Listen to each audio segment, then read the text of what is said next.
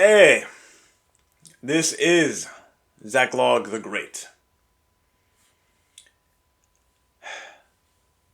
The ends don't justify the means. But why not? And what does that even mean, anyway? You've probably heard this saying a few times, but it could be you're not clear on what it means. The wording is a little archaic. So, the final goal, the end, does not make right, justify, the means used to attain it. The means. Or to spell this out even more clearly, a good, righteous goal does not make acceptable evil actions done in pursuit of that goal. But why not? I have to admit, this question has been on my mind ever since I read a book called Unsong by Scott Alexander. The author makes the argument in storytelling, if not in direct rhetoric, that doing evil actions, that good may come of them, is allowable. Perhaps even necessary. And so this idea has been rolling around in the back of my head ever since. So, why not? Why is it not okay to do wicked things in pursuit of a good goal? Let's make this concrete. Let's say you had a plan to create a global utopia, but that part of that plan involves slapping a 5-year-old boy who had done nothing wrong. Now, slapping an innocent child is a wicked act. It is something you ought not do. I hope most of you would agree with that. However, on the other side of that is a global utopia. So, you have a wicked but minor act on one side, and a supremely good outcome on the other. If you were treating this as a math problem, the decision seems obvious. Do it. Absolutely 100% do it. The overall good that will result far outweighs the damage inflicted to get there. So why on earth should you not do this thing? Why not slap a little boy for global utopia? Well, there are a few reasons.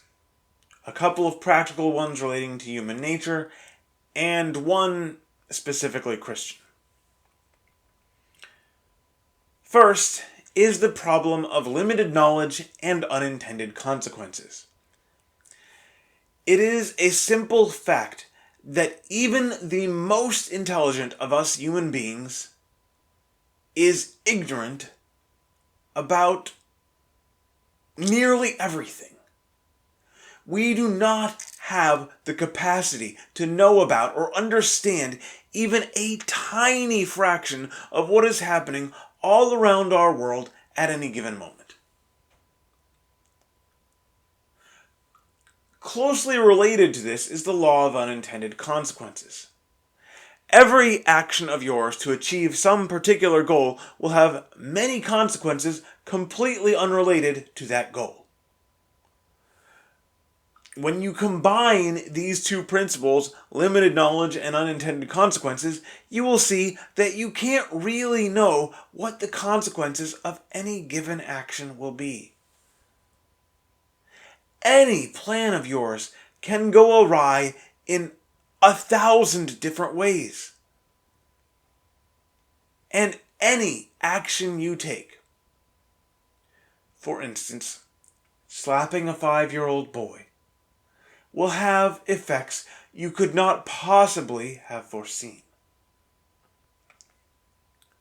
So, since you don't actually know what the consequence of any given action will be, you don't actually know that your promised utopia will arrive.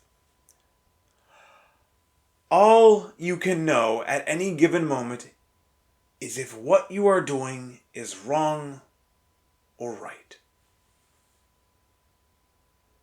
All you have in that moment is the choice of slapping an innocent child or refraining, and the morality of that single act.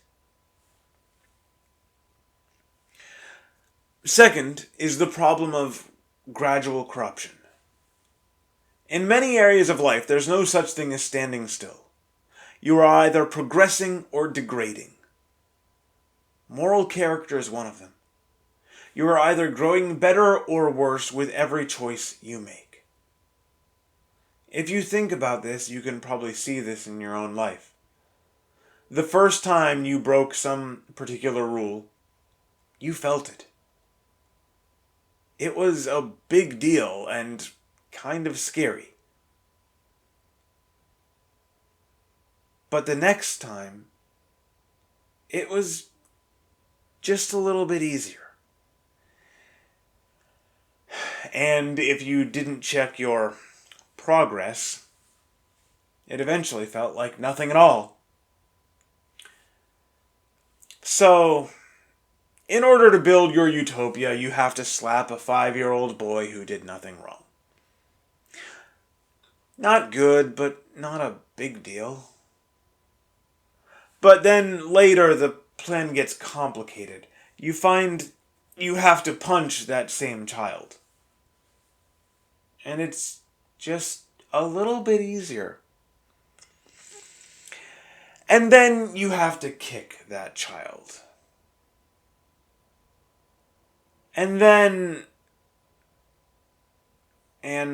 descent into darkness has begun.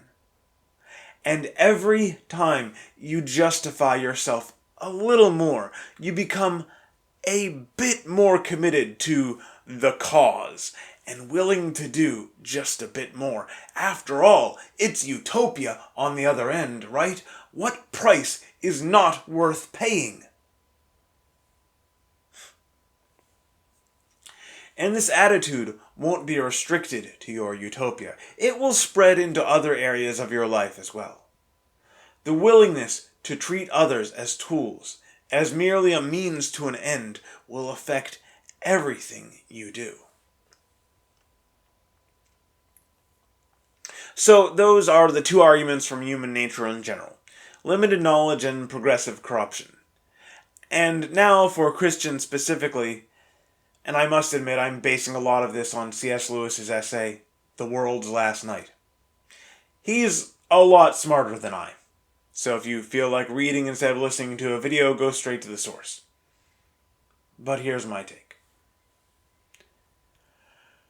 Jesus told us that he was coming back, and the world as we know it will end, and we will each be subject to judgment.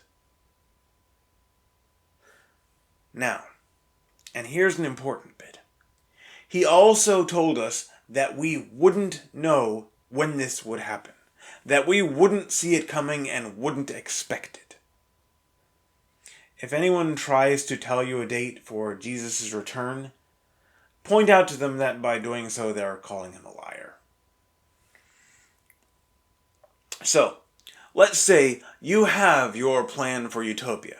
It has this minor downside that it requires you to slap a 5-year-old boy who did nothing wrong. So, you slap the boy. And the very next day, Jesus returns. Your promised utopia never appears. Your worldly plans have come to nothing.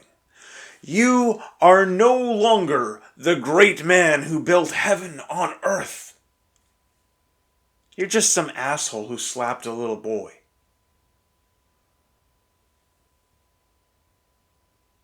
None of us know the future at all. But we do know in this moment whether we're doing right or wrong. and committing wickedness in the hopes of building a better tomorrow, it's a bad plan.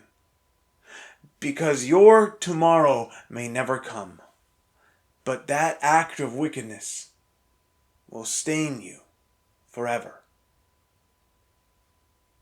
The ends do not justify the means.